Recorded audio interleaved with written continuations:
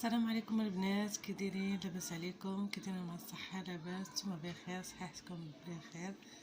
اليوم جيت نقدم معكم واحد الزيت كنشربو وكل اللي ضاربه البرد فيه الكحبه. هاد الزيت فاش كون ضربني البرد كنشربو صراحه. كتصايبو ماما فيه معلقه ديال الخزامه،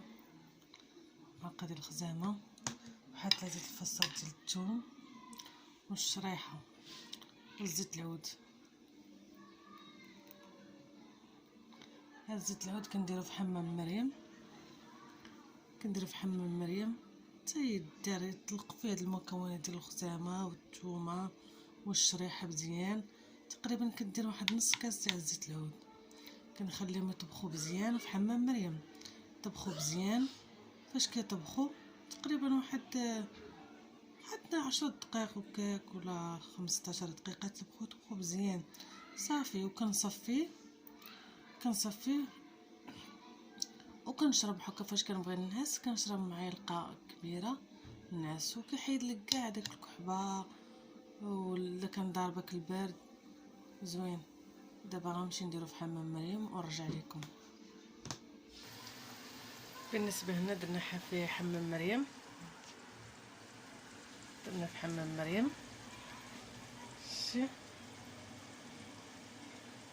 كنخليه يطيب على عافيه مهيله بشويه، تطلق ديك الفوائد ديال الشريحه والفوائد ديال الثومه والخزامه، يعني على خاطره.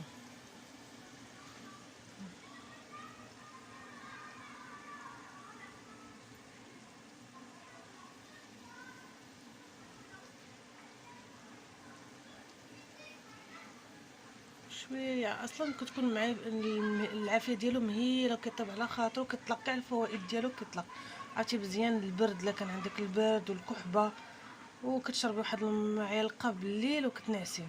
ولكن فاش كديريه في حمام مريم كتخليه تقريبا واحد الليله كامله او يومين اللي بغيتي انت، باش يطلق داك الفوائد ديالو كاملين مزيان على خاطرو. وبعد ذلك من الليل تشربيه مزيان البرد، مزيان الكحبه، مزيان الوليدات الصغيورين. ندير واحد شويه، ماشي معلقه صغيره، نص معلقه صغيره تشربيه ليهم. الكبار وهنا كنطفيو عليه ونخليوه يبرد مزيان، تيبرد على خاطرو.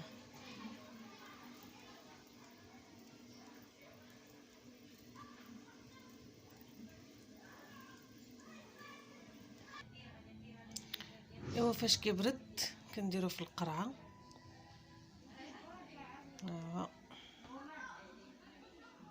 خزامه وفيه الثومه والشريحه.